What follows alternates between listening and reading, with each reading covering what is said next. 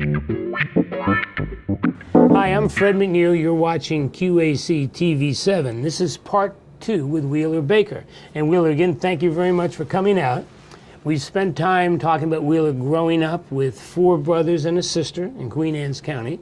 We've shared some of his county commissioner experiences, wonderful stories about boat racing, flipping over, being national champion, and now we have, let's make sure we get this plug in now and at the end, the national championship, or East Coast Championships for powerboat racing. Tell us a little bit, remind us about that. Okay. Excuse me. Did I tell you in the first segment about being 3 different big races? No, good, please. That's where we left off. Excuse me. In our racing association, they have, for the whole country, they have 3 big races every year. Okay. You have a national championship, which is basically a shootout for everybody in the country. Then Anybody can show up. Oh, yeah. Yeah, okay. Yeah. Then you have a West Coast championship and East Coast. And with those championships, they run for extra points and usually extra money if there's. Okay. But mostly the people are running for points. These are the points like NASCAR for ratings. There's 2 types of championships in our sport. You have an all-out national championship, then you have a high point championship. Okay. So anyhow, we put a bid in this year for the East Coast Championship, and the mother club, the American Powerboat Association, was good enough to grant it to us. So we will be hosting that this year. Do you have the date yet? Do we have the date yet? It's Yep. okay if we don't. It's the last weekend in June. I think it's the 27th You and can, 28th. while you're checking it out, I'll kill a little air time here. All right. So it's a chance for all of us, and hopefully QAC TV7 is going to have the opportunity that we'll go down there. Yeah, I'd love to have you. Oh, That'd we're be great. fun. I'm great. I'll show you. I'll put you out in a race boat. You can see my yellow stripe going. Oh, yeah. Okay. It's June 27th and 28th. Okay, now can people go online? Do you buy how about tickets? Just show up. Just show up, Yeah, okay? yeah. And I can't wait to see you say the number of boats that come up, people just watching the race. Oh, we have a lot of boats watching the race, but then we'll put a lot of people on the grounds also. We have grandstands. The county's good enough to So actually have seats and everything, so you can watch. Yeah. to accommodate us with grandstands, and then you have people sitting around. It's really cool. Wheeler, what's the format? Laps? Yes. What do we do? Run 4 laps. 4 laps, and what's a lap? A mile and a quarter. Mile and a quarter. On that race course. And speeds 100 plus? You'll see speeds. If the water's good and they're able to air them out, you'll see 100, 145. 145. Yeah. You'll see that. Okay, and these are people like you was describing, basically almost like in a jet pilots type situation, encapsulated, all the safety gear. Yeah. Well, hopefully, excuse me, we can come down and see this. I hope you do. Well, Wheeler, before I lose my voice, yours is good. How about one thing we haven't talked about, thank you, is the Annapolis. You're elected to, so you're one-term commissioner, take 4 years off to do business work, powerboat racing. What got you, besides the fact that your dad was in the House of Delegates? Well, I just got a little bit antsy, wanted to do something. Okay. And I got elected in '94 for the House of Delegates, representing this area. And like we were talking before the show, you were talking about the politics of the Eastern Shore. Well, years ago, before they had one man, one vote, there was a senator in each county over here. Okay. So each county on the Eastern Shore had a lot more power. And you and I were talking, Eastern Shore ran the state. It had a lot of power. A lot of power. Really did. But I was fortunate when I went over there because of my business and my experience as being a county commissioner. They put me on the appropriations committee. Okay, the money committee. And I was on there for 8 years, and then they made me vice chair of the public safety subcommittee. Dealt with state police, prisons, all kinds of different things. Yeah. And although it was a good job, I hated doing site visits to prisons. I didn't like that. As long as you can get out. I always worry they're not going to let me out. It just reminds me of a story. When I was a county commissioner, we opened this jail out here. We built this jail the out here. County jail, okay. The detention center, yeah. And Bob Salite, and so we all go on tour in Lamont. We hired Lamont Cook to come work for us. Great guy, by the way. Yes, does a good job. And we go in, we're on tour, we're looking the place over. Wouldn't you know it, I got locked up in the women's side. Holly, I know nothing. I know nothing. Holly laughed about it. She was all right. But that's the truth. I never will forget that. Bob Sleet, he laughed at me so hard. As long as you didn't plan it, okay. Yeah. Now, of all the characters you ran in 3 terms, House of Delegates, or 2? I was over there 2 times. 2 terms. In terms of governors, interesting House, I mean, any characters you met? It was a litany of characters, yeah. Of course, Governor Glenn Denning, well, he was the main man. Because every now and then I didn't agree with everything he did, which, you know. It's all right, you were sure Democrat. Cass Taylor was a Speaker of the House. He was a good man. But my committee chairman was the one that impressed me the most was Pete Rawlings. Okay. Now, his daughter is now the mayor of Baltimore, Stephanie Rawlings Blake. Okay. He was a delegate from Baltimore. He was from Baltimore City, yes. Right. And you would think someone from Baltimore City would really try to sway you to his position. Sure. Looking out for the city. He did his share of looking out for the city, but he was also fair to the rest of us. So he worried about the shore too, even though he's from Baltimore. He worried about everybody. He was a very, very fair man. I admired him for that. His deputy, the assistant there, was Norm Conway, delegate from down around Salisbury. You probably heard of him. Yes, yes. And Norm and I got to be real good buddies, and we did a lot of good things. Any piece or pieces of legislation you're particularly proud of, or something? I mean, you did a great job, I think, the 3 commissioners, the idea of the comprehensive plan, kicking that off here. How about? I was happy to be involved. I wanted to do it, but I did my piece for making 5 commissioners instead of 3. Okay. My big fear was, even when I was county commissioner back in the late 80s, was that 3 people from Kent Island could get elected, or Kent Island, Graysonville could get elected, because that's where the population is. Sure. And I did not want to see agriculture excluded from policy in this county. So I was glad to see the 5 done. The 4 district and the at-large, yeah. It was up to the county how they set it up. I believe that's what it was. Right. But they had to have some authorization from the state to do it. And I did what I could to help there. I was kind of proud of the Kent Island High School. And we needed that because people. The commissioners that were sitting wanted a smaller school. Okay. And this was the politics of it. And you're the first person I've really told about this, other than a couple of close friends. The vote for the stadium came up. The high school stadium? No. Oh, no. Raven Stadium. Oh, Raven Stadium. Okay. Back in those days, there was a lot of people thought it wasn't a very good idea. No, they said it was a waste of time. I thought it was a great economic tool. Okay. Sure, there's going to be some people going to pay their pockets. Sure. That's the nature of the beast. But I voted for it, and a high school on Kent Island got increased by about a third, 25% to a third. Because we got the stadium, is that right? Well, I think that they never came out and told me. But it might have been part of the deal. But I had asked for them to build the high school bigger. Okay. The county commissioners here, the Board of Education wanted a bigger school.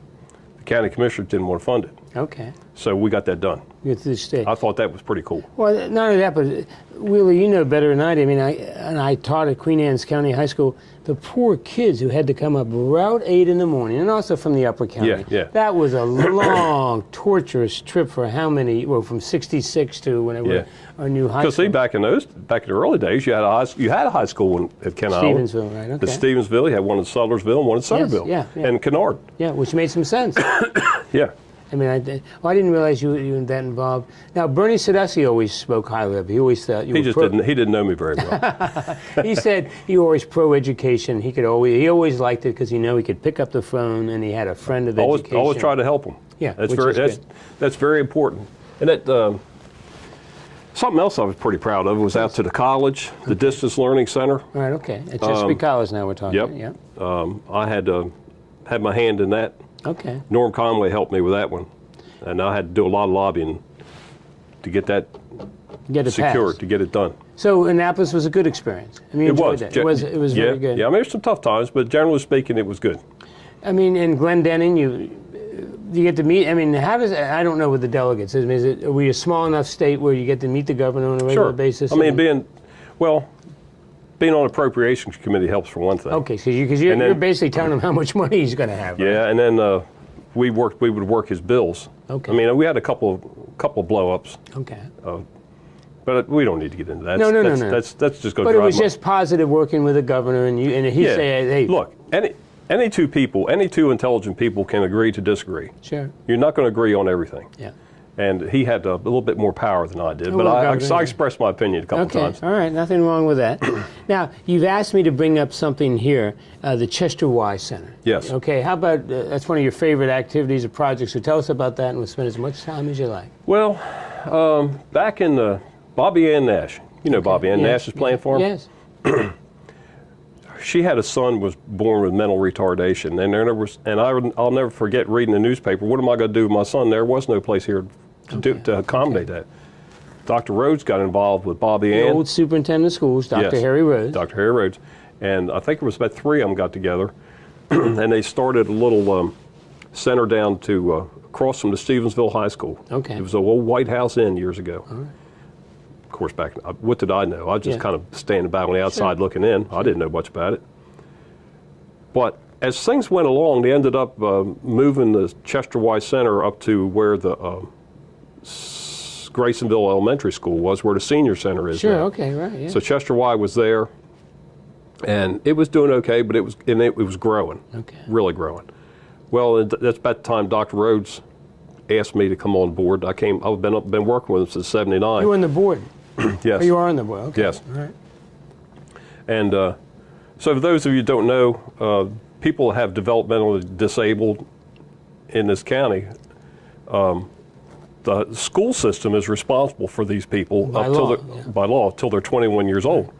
After they're 21, there's nobody to help them. So if you don't have an organization like this, some are going to flounder. You're in trouble. Yeah. And we're there to help. And so, gosh, I don't know how many years ago it was. We built the original center some years ago, and which is located on Cemetery Road in Graysonville. And about 7 years ago, we doubled the size of it. We take care of from 65 to 100 clients, depending. And tell me what they do there. I mean, they work there? Well, some of them are not able to do anything. Right. But the ones that can work, we have what we call Chesven, which is they go out, they have vending machines, and they go out and service them. And we try to find out what they can do and give them some meaningful activity. Don't get me wrong, I'm not into running the place. No. I just serve on the board to try to make sure it's funded properly and help them do what I can. Right. But it's very gratifying work. It's you're able to help somebody that can't help themselves, and I think that's what you should do. Well, it's a special needs population and needs a special environment. You're familiar with it from your school experience. Well, it's a great project, right? I mean, I think so. And someone has to help these people. We also have 9 homes. 9 homes where they can live, okay. Yep. And the board manages all of this? With yes. the director or somebody in charge? Yes, the director does with the oversight of the board. Was Harry Rhodes? Harry Rhodes was he was the one that he was on the board for a long time. He was instrumental in forming the Chester Y Foundation, which foundation puts on a dinner auction every year down Chesapeake Beach Club, where that's where we are right now. We've been all over different places in the county. We're at the Beach Club now. It's a beautiful evening, really is. It's a dinner auction, and but he was instrumental in starting the foundation, and the purpose of the foundation is to help out the center when they need help. Okay. When they had to add on to when doubled the size of it, the foundation put up a substantial amount of money. You need to build a house, we're there to help them. So it's just what we do. Making sure they have what they need, yes. these special needs people. That's terrific. Now, also, you're on the board of directors of a bank, I believe. Been on the director of Queenstown Bank since '79. '79. So powerboat racing, politics, and Chester is relaxed. When you just want to say, I need some wheeler time. Is it family or fishing or powerboat? Sounds like it's powerboats. And I mean, what do you do what's Wheeler Baker's? My easy afternoon is or evening, turn on the ball game, don't answer the phone. Do you ever have those moments? Sure, everybody has to have that. Any special hobbies? Or? No, I was just racing, messing with my grandchildren a little bit now. Okay, now, well, we haven't talked about family a lot. Okay, we have 4 brothers, a sister. We got them covered. How about you and Holly now, the 2 kids? We've got 3. The 3 kids. Okay. Jason, Gideon, and Jordan. Okay. And then I've got, 4 direct grandchildren. Okay. And then 3 others.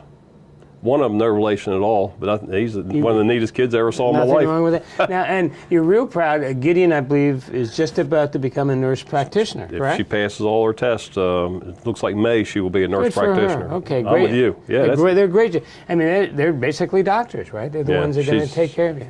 You know, some people just have it. Some people just got it. Well, good. She's good one for of her. them. I don't. She does. She's got her mother's brains. There you go. Now, Wheeler, what, as you and I get a little bit older here, you have any plans? I mean, you tell me you're still working 55 hours a week at Baker's Liquor. About that, yeah. Okay. Plus there's other stuff I do. Okay, plus all this volunteer stuff. So you're not slowing down at all, are you? Well, my wife and I have talked about it. I mean, Okay. I couldn't run that business without her. Okay. Oh, Holly helps with it. I didn't know She that. works in the does the book work and The keeps me office, out of okay. jail. Okay. Tries to keep IRS off my tail. I can't keep his pace up forever, obviously, yeah. but a couple more years left. But you're in me, I going. think. You're going strong now, right? I feel good. I'm doing right. okay. Now, Will, let me add, we'll just cut this short in a few minutes.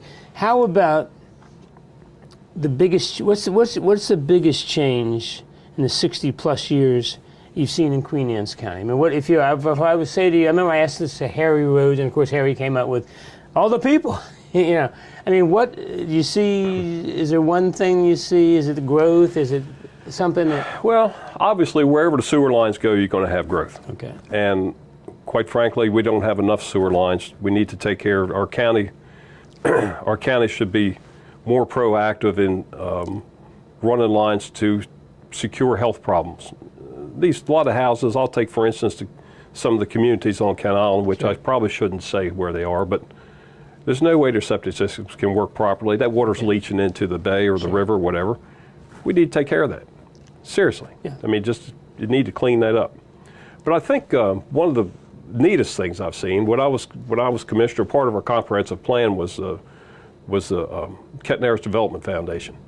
And we'll talk about that a little bit. Yeah. To what it was, the foundation was there to help steer the development and accelerate the development of the properties around the Kent Narrows. Okay. And I think that's been extremely successful from what I see. Now, I haven't been involved in it for years. I was there when we laid it out, Right. and I think it's working great. We also, when Billy and Francis and I were there, we did the Queenstown Golf Course. Did you let that on? You would, yeah, We got that straight. Right, yes. Got that straight on the back. Rated one of the best public golf courses. Got that in straight the on United the back seat of Bob Saleet's car States? Is that right? one afternoon, The right deal down was here, made. right down here at docks Okay. and the airport. All right. At the that Kent Island time, Airport, at yeah. that time, there were developers that wanted that property to develop it for industrial, and we were successful in keeping it an airport. Because once you lose an airport, it's hard to relocate. You're not going to get one. it back now. You're not going to get it. Okay. And I think that's been a good tool for our county. I mean, I don't know how much money it makes. I hope it breaks even. I'm sure it does. Sure. But that's just a couple of things I was Okay. high on my list of. Wheeler, if there's anything, and I remember asking this to Harry Rhodes, Harry was actually from Montgomery County or somewhere, if there's something you could bring, if there's something you'd like to share with the newcomers to Queen Anne's County in terms of protecting the environment, you've done a great job, I think, of making sure that the Upper County is represented, okay, in terms of farmland and stuff. Is there a piece of advice you'd say, hey, look, I've lived here my whole life, I've been a businessman, I've been involved in the community, here's one thing I just wish you'd do, I mean, is there something you'd like to share along that? It's a tough question. Well, I just think it's important for people to help people that can't help themselves. Okay. And that's why I've worked with Chester Wise so much and need to work with children. If you come here and retire, contribute something, even Okay. if it's to your church or wherever you are, contribute something to your community. Okay. I mean, if everybody does a little bit, that Makes takes the community a lot better, takes a doesn't it? big load off of some Sure, other folks. okay. And I just think that's what the good Lord put us on earth to do. To help a little bit, right? He didn't want us just checking on our stock portfolios or doing that kind of stuff. You've got people out there that need a meal. If you're able to do it, help them. Help them out a little bit. Well, Will, you're a perfect example of being unselfish, all right, with your public service time and your business. Because I can tell you, I know an awful lot of coaches and teachers says, we can always go to Baker's Liquor and they'll help you out with any. No, you don't know how much a teacher appreciates that. And I hear that from a million members. I hope now everyone doesn't head to your front door. Come on in, we'll help you. Yeah, but we really appreciate it. Well, look, thanks a million Fred, for it's spending nice time being with with us. you. We hope to be there. I'm going to be there, come hell or high water, right, to your East Coast Championships, all right? And again, just from Fred McNeil, thank you for your service to the community, okay? Yeah, I enjoyed every minute of it. And you did a great job. I'm Fred McNeil. You've been watching QAC TV 7. We've had Wheeler Baker with us, and we've shared a lot of neat experiences, and we hope to see you with him again as we come up to the upcoming East Coast Boat Race Championships, all right? You've been watching QAC TV 7. I'm Fred McNeil. Thank you very much.